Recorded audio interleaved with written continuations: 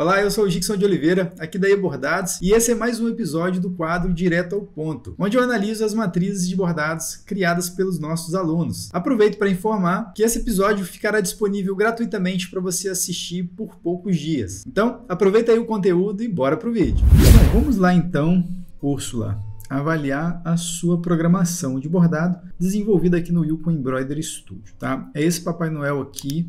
Deixa eu dar uma olhada no tamanho dele, dá 14 centímetros de altura, ele está com 34.000 pontos, ficou bacana, eu gostei, assim, o visual dele está bem bonito, está bem denso. É claro que é para uma proposta de bordado onde a gente tem uma cultura de bastante ponto, nesse caso aqui, tá? Não é um bordado leve para ser facilmente bordado em qualquer material maleável, né? Tem que levar isso em consideração, mas aqui eu estou analisando o aspecto da programação em si. Então vamos lá colocar aqui para redesenhar devagar através do Shift R, como a gente faz habitualmente, e vamos visualizar aqui a programação que você usou, a lógica de programação que você usou para criar essa matriz de bordado. Vamos lá, vamos conhecer aqui o que você fez. No primeiro momento aqui eu estou vendo que você fez um ponto suporte bake manual aqui, criou um objeto na mão, né? Fazendo então um ponto suporte extra, vamos dizer assim, que a gente costuma recomendar em caso de desenho com uma carga de pontos bem grande, que é o caso. Então você fez essa estrutura em tatame, com um ponto suporte tatame também. Depois está fazendo aqui a parte do rostinho dele, a parte da pele com um tatame. Gostei da sua iniciativa aqui de ter feito o ângulo do rostinho para um lado e o narizinho dele ter feito separado. Acho que deu criatividade para o desenho, né? Deu movimento. Fez aqui a parte do gorro em vermelho, fez a sobrancelha, os detalhezinhos dos olhos você fez ali em ponto cheio, legal. Agora está fazendo a parte do gorro já em branco, bordado de branco. Você está fazendo em tatame com um efeito aleatório que dá uma característica legal ali para o ponto, nessa questão de rugosidade do ponto, vamos chamar assim, né? E eu acho interessante, né? Para esse tipo de desenho artístico, fica bastante interessante a aplicação do ponto. Usando esse efeito aleatório, tá? Então vamos lá, vamos deixar ele finalizar aqui. Agora ele está fazendo a barba, fez aqui a parte do bigodinho dele, agora começou a fazer o contorno. Vamos analisar aqui calmamente o contorno para ver como ficou essa ordem. Tá? Fez a parte ali de baixo da barba, subiu, fez a parte inferior aqui do gorrinho, fez a parte lateral da orelha, desceu para a barba de novo, está fazendo essa parte de baixo aqui, dando acabamento no tatame, que até então já foi feito, já foi bordado, né? Sobrepondo alguns objetos ali na extremidade dos pontos tatame, sem problema nenhum. A vantagem do trabalhar com ponto cheio, né? De acabamento de contorno, é por isso mesmo que você vem corrigindo possíveis desencontros de tecido ali, possíveis encolhimentos. Então o ponto cheio acaba sendo aí um grande aliado, né? Nessa questão de acabamento do bordado ali, para resolver a parte de desencaixe do contorno. É claro que isso não é uma solução única, né? Existem vários outros aspectos que a gente tem que considerar para poder fazer um contorno eficiente sem que o desenho fique desencaixando. Mas, de todo modo, o ponto cheio realmente é uma estratégia que nos ajuda bastante, tá? E você usou ele de maneira bem assertiva, fez ele todo ramificado manualmente, igual a gente ensina lá no curso. Muito bom, agora está fazendo o contorno ali da sobrancelha, fez os detalhezinhos do olhinho. É um bordado bem denso, realmente, é um bordado bem denso, com uma carga de pontos bem grande. Não é nada que dê para fazer com facilidade em uma malha. Não que seja impossível, mas em máquinas domésticas eu não aconselharia, né? Máquina industrial vai até suportar bem essa carga de pontos, inclusive para bordar malha. Apesar de ser bastante denso, o bordado vai ficar pesado, né? Por conter muitos pontos, vai ter muita linha no bordado, então ele tende a ficar pesado, literalmente pesar ali a malha depois do bordado pronto. Mas beleza, o bordado está muito bonito, tá? Tá de parabéns aí pela iniciativa. Eu tenho algumas, porém poucas recomendações de alteração para você otimizar, para melhorar o aspecto desse bordado, dessa programação aqui. Um deles foi exatamente essa falha que ficou aqui, ó. Como você seguiu fielmente, né, seguiu ao pé da letra a arte, ficou faltando essa partezinha aqui, ó, tá vendo? A arte não está muito bem definido porque tá tudo muito branco, né? Tá tudo branco. Essa parte aqui do gorro está se misturando com o fundo, que está se misturando com a parte aqui de cima do gorro dele, barba, tudo branco, então não tem uma definição muito esclarecedora onde termina um objeto e onde começa outro. Mas a gente pode cuidar disso aqui no desenho fazendo algumas adaptações. Por exemplo, aqui ó, a gente pode pegar esse objeto aqui, por exemplo, e colocá-lo ele maior aqui, justamente para não criar esse buraco, tá vendo? Que ficou aqui embaixo. Então a gente pode alongar alguns dos objetos. Algum deles, né? Ó, pode ser esse aqui, por exemplo. Deixa eu ver se ficou legal, ó. Que aí o gorro fica por trás, né?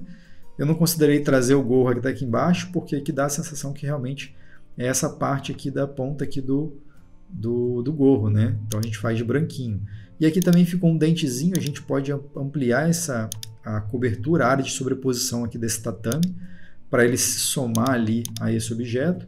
E a gente não tem mais aquele buraco ali no desenho, né? A gente forrou melhor ali o fundo para não ficar mostrando o tecido, né? Então essa é uma preocupação aqui, que faltou esse cuidado aqui. Justamente por você ter seguido fielmente a arte, ficou meio faltando ali. Tá? Então essa é uma recomendação. A outra é aqui na boquinha também, porque eu acho que por causa da ordem, como o vermelho foi bordado antes, tá vendo? Ficou esse detalhezinho branco ali, tá? Não ficou com um aspecto muito legal, pode ser que na máquina pareça que o bordado foi feito errado, houve algum problema na máquina. Então o que você pode fazer aqui é cortar esse objetozinho branco para que ele respeite aqui a área, tá, de preenchimento da boquinha, exatamente aqui. Ó. Então eu editei o objeto para fazer com que ele respeite a área vermelhinha da boca. E agora a boquinha eu vou levar também até o canto ali, colocando alguns pontos a mais. E vou levar esse objeto até o canto para ele preencher ali, para não ficar com a boca incompleta. Então, tá, essa foi a segunda recomendação. E da mesma forma, a gente tem aqui do lado esquerdo, do lado direito dele, né? Na verdade, do lado esquerdo mesmo. Ficou mostrando aqui essa parte de fundo do bigodinho dele, o tatame que você projetou, tá? Você projetou um tatamezinho aqui por baixo. Como aqui faz parte, na minha percepção do desenho, faz parte do bigode, tá vendo? É como se o bigode estivesse envolvendo essa lateral do rosto dele. Eu acho que faz sentido a gente pegar o próprio ponto do bigode aqui e fazer uma abertura, ou seja, ampliar esse objeto para que ele possa circular aquela parte ali do rosto. Aí a gente vai fazer uma edição aqui bem simples. Tem que tomar um pouco de cuidado, porque aqui, como eu estou editando um objeto que já foi aplicado o ângulo de curvatura, eu tenho que respeitar as curvaturas aqui para não forçar demais o tecido, não obrigar ele a torcer tanto o tecido lá na máquina, porque pode dar problema na hora de bordar com uma curvatura, para fazer uma torção muito grande no tecido, através do ponto, do ângulo do ponto, pode dar problema na hora de bordado, na hora de realizar o bordado, né? Então eu faria essa alteração aqui. Ficou legal, eu mantive a angulação, deu o aspecto de que essa parte realmente ainda pertence ao bigode, assim como ele faz essa voltinha aqui também tem. Tá? É mais uma questão de ponto de vista mesmo, a adequação da arte ao bordado computadorizado, né? Porque aqui a gente está interpretando, porque não tem fundo, o fundo é todo vazado, mistura o branco com o bigode, e a gente preferiu bordar, você preferiu criar esses bordados aqui, esses objetos, bordando cada um deles de branco, então a gente tem que criar essas limitações aqui de cada um dos objetos, onde um começa, onde o outro termina, né? Beleza. Outra alteração que eu recomendaria também, nessa partezinha aqui, ó, você fez um tatame, só que é uma areazinha muito estreitinha, tá vendo? Eu substituiria isso aqui por ponto cheio, por uma questão de cuidado mesmo, para não ter um excesso de ponto grande demais, característica do tatame, inclusive, para objetos estreitos. Então, colocaria um ponto cheio mesmo, só para ele fazer essa partezinha, porque essa parte estreitinha aqui em tatame, a máquina vai ter uma certa dificuldade de bordar, então eu substituiria só esse objeto aqui, ó, por ponto cheio. Ele não vai ficar com aspecto feio, tá? Apesar de aqui ele ficar muito marcado, ó, só que na prática, ao bordar, não vai ficar tão marcado assim. Mas se você quiser suavizar essa marcação, para ele não ficar totalmente diferente assim da aplicação do tatame, você pode colocar, por exemplo, uma divisão automática aqui, para ele fazer alguns pontos no meio do objeto, para baixar um pouco mais a altura do ponto, e ele dá essa sensação parecida com o tatame, que você trabalhou com esse efeito aleatório aqui, né, com a fração de deslocamento.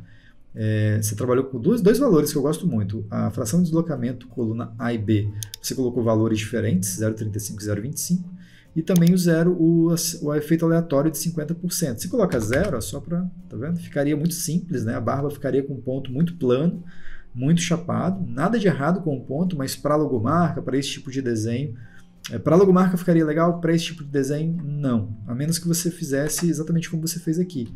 colocou efeito aleatório na barba, porque tem essa característica de irregularidade, de textura, né? E, então eu achei interessante. E já no rosto você não trabalhou com efeito aleatório, deixou o rosto mais plano, com os pontos com a superfície mais planinha, né? Eu acho que essa diferença entre duas técnicas, né, apesar de ser o mesmo ponto, mas duas aplicações, duas configurações diferentes no mesmo tipo de ponto, tatame, dá um aspecto bacana para o bordado, né? Cria uma questão de profundidade, valoriza a qualidade do ponto, da programação do bordado em si. Então você usou o ponto tatame tradicional aqui no gorro, no vermelho, e também no rosto. A única coisa que eu recomendaria aqui você usar também, assim como você usou na parte da barba ali, é usar aqui a fração de deslocamento de 0,35. Tá vendo essas linhas bem duras aqui, bem agressivas, nessa posição diagonal? Tá vendo? Dá para você perceber a coluna do ponto? A gente consegue desconstruir essa marcação forte, dura ali, que é natural do tatame, colocando o mesmo 0,35 na coluna A que você havia colocado aqui na parte da barba, tá vendo? Ele cria um aspecto de ponto mais parecido um tecido, fica bem bacana, eu gosto muito. Então eu faria isso exatamente no gorrinho ali onde você colocou o tatame e nessa parte aqui do rosto aqui, onde você trabalhou com um efeito aleatório igual a 0 graus. Tá vendo? 0% na verdade. E aqui eu coloco 0,35. Vou dar Enter aqui, vou ativar o True View, ó. Vou dar um Ctrl Z e agora eu vou dar um Ctrl Y para você ver o antes e o depois, tá vendo? Aqui é 100 a fração de deslocamento. Agora eu vou dar um Ctrl Y para ele avançar e aí ele vai mostrar, olha, tá vendo? Já com a aplicação da fração de deslocamento, tá? Então são essas alterações aqui que eu recomendaria. O tatame de fundo eu gostei bastante.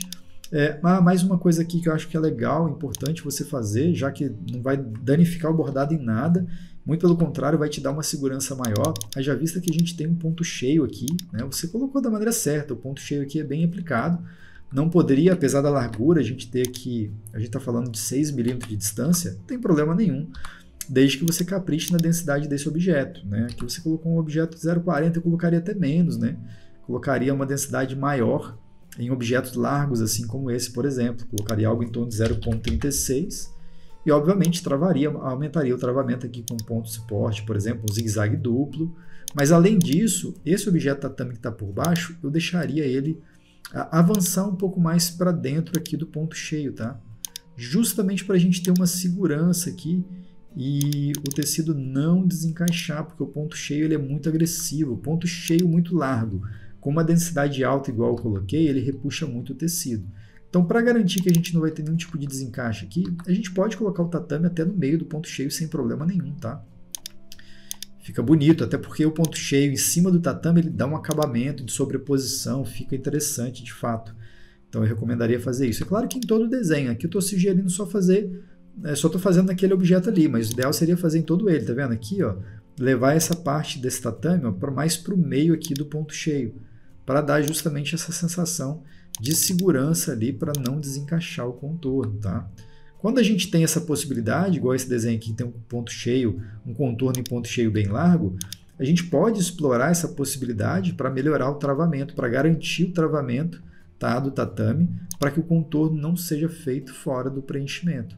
E aí essa seria a recomendação, você pegar todo o tatame e levá-lo até a parte extrema. Gixo, mas você quer dizer que se não fizer isso vai dar problema?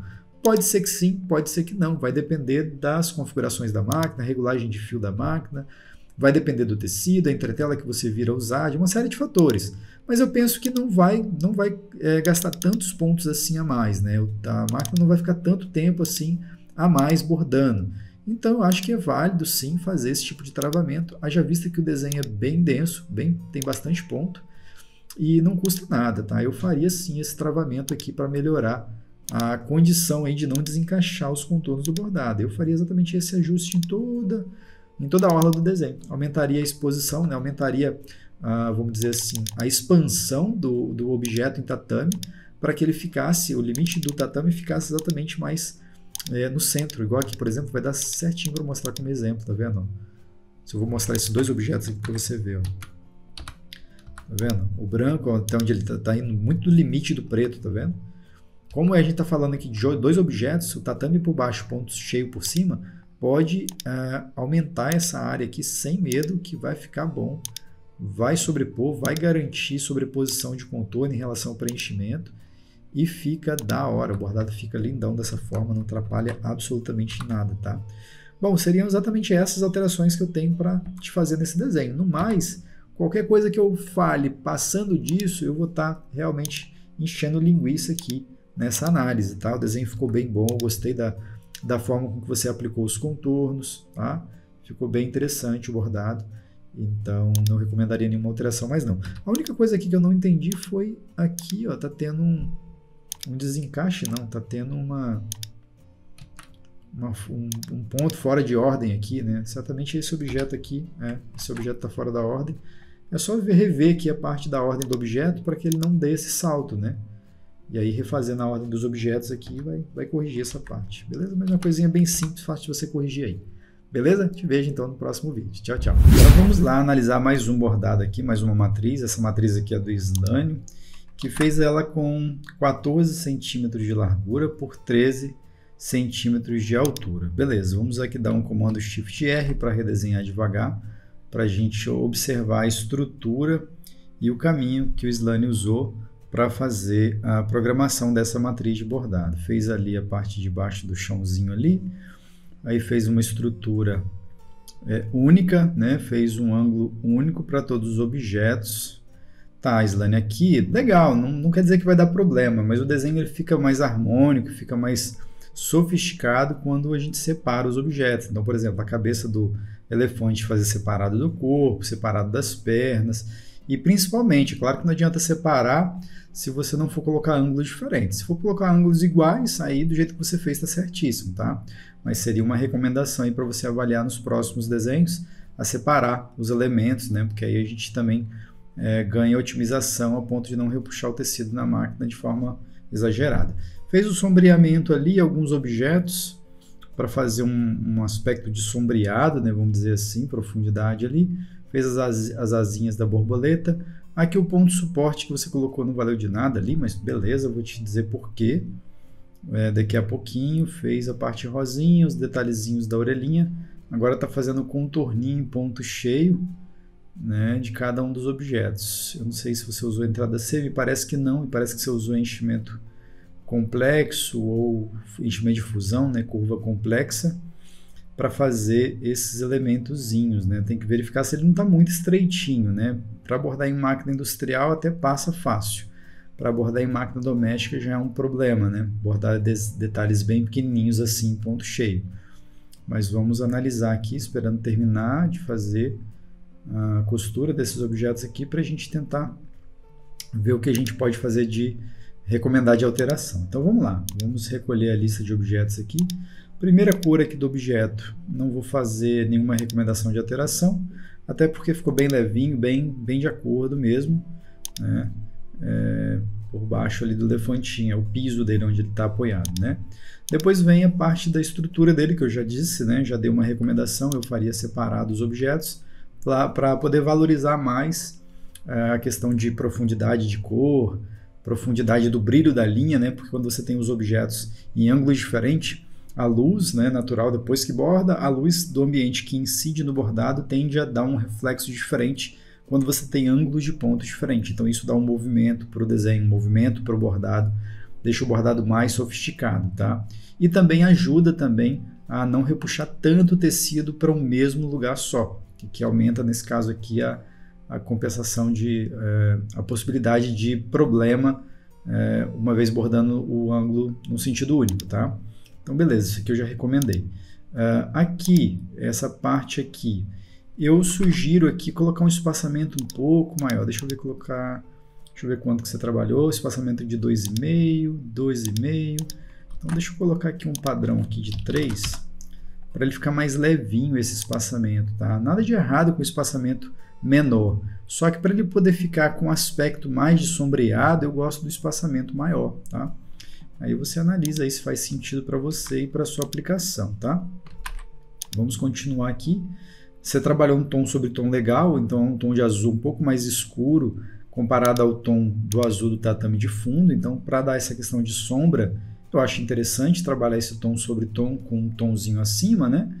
Aqui você trabalhou a asinha da borboleta, O espaçamento que você trabalhou foi 0,8, foi bem semelhante aqui ao que seria um espaçamento de um ponto de um bordado de pontos leves, né, ou quick stitch, né, vamos dizer assim.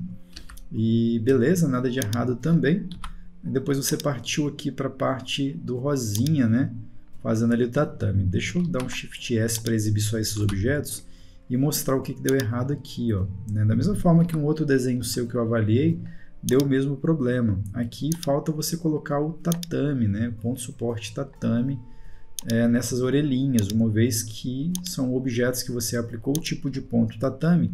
Então o indicado aí é no mínimo colocar um ponto suporte que dê para trabalhar bem, né?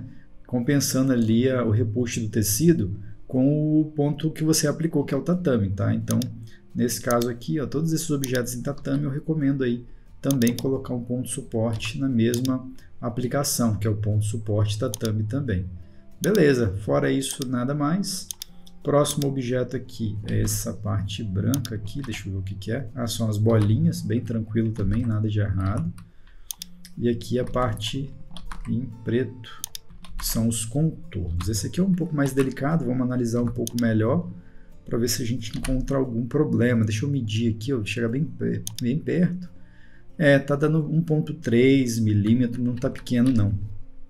Tá uma espessura legal, levando em consideração também que a gente tem um desenho, né, de 14 centímetros de largura, então isso te possibilitou trabalhar com ponto cheio um pouquinho mais largo que 1 milímetro, que é ótimo, inclusive, para poder dar um corpo legal e a máquina não sofrer para poder realizar esse tipo de contorno, tá? Deixa eu só visualizar aqui a questão de saltos de fio, né, que você trabalhou. Deixa eu visualizar aqui voltando os elementos, ó. Vou voltar aqui por etapa, né, de 100 em 100 pontos, justamente para a gente ver o percurso especificamente ali do contorno em preto. Ficou legal, gostei da ramificação manual que você fez, ficou bem inteligente. Pegou a parte de cima ali, veio pela direita, depois desceu, fez a patinha direita dele. Já está resolvendo, tudo que está ficando para trás ali já está sendo resolvido, né? E aí você não precisa voltar. Com exceção desses objetos que estão obviamente distantes aqui, igual essa sobrancelha, o olhinho dele, e esses detalhezinhos da patinhas, por exemplo, que realmente não valia a pena você saltar. E aí você preferiu deixar para bordar por último. Então a máquina vai fazer um corte e vai fazer esses elementos. Nada de errado, muito pelo contrário, ficou bem bom, o desenho tá legal, tá de parabéns. Talvez aqui, ó, para não executar essa alteração que eu sugeri, né? Ah, Gilson, mas eu gostei assim porque ficou legal também, não ficou ruim, o desenho ficou bonito, né? A única cuidado que você tem que ter, né, já que eu quero manter um objeto único para todo o desenho, para não separar os objetos, eu não quero trabalhar com ângulo diferente para esses objetos no tatame.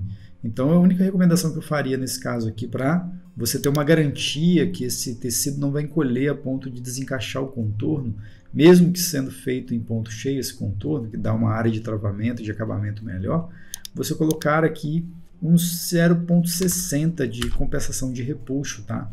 Para ele alongar bem a distância, o deslocamento desse ponto aí, para poder compensar o repuxo do tecido que é natural. Então, pela distância do deslocamento maior aqui, que normalmente tudo indica que é essa parte aqui assim, ó, vamos ver. Vou pegar aqui o M, ó. Vou pegar o M, vou medir, ó, mais ou menos essa distância aqui está dando em torno de 8, tá vendo? 8,2 centímetros. Então, uma área de percurso bem longa para a máquina ficar costurando um tatame que está com uma densidade de 0,45, que não é uma densidade muito baixa, né? O desenho vai ficar bem fechadinho, só que é uma distância muito longa, então tem que caprichar aqui na compensação de encolhimento, de repuxo, né?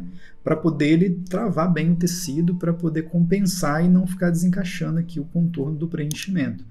Tá? Mas basicamente é isso só. O desenho está bem feito, né? Assim, tem que avaliar essa questão do espaçamento, que aqui dentro você colocou um espaçamento bem ralinho, tá vendo? 0,80.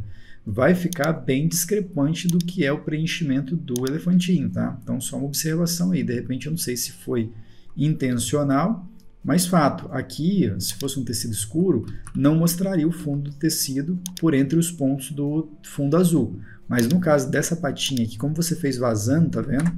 E o 0,80 ele começa a mostrar o fundo do tecido. Então, se a ideia é não mostrar o fundo do tecido, prefira trabalhar com a mesma densidade que você trabalhou aqui de 0,45 aqui nesse ponto aqui, nesses objetos aqui, tá? só uma recomendação mesmo, não é uma regra. Só para na verdade, nem é uma recomendação, é uma observação, vamos dizer assim. Mesma coisa aqui na orelhinha, você trabalhou com 0,80, nas orelhinhas, nas asinhas da borboleta também, tá? Então é só mesmo uma observação para você ficar ligado aí. Caso na hora de bordar ficou ralinho, é porque está com essa configuração aqui de espaçamento maior.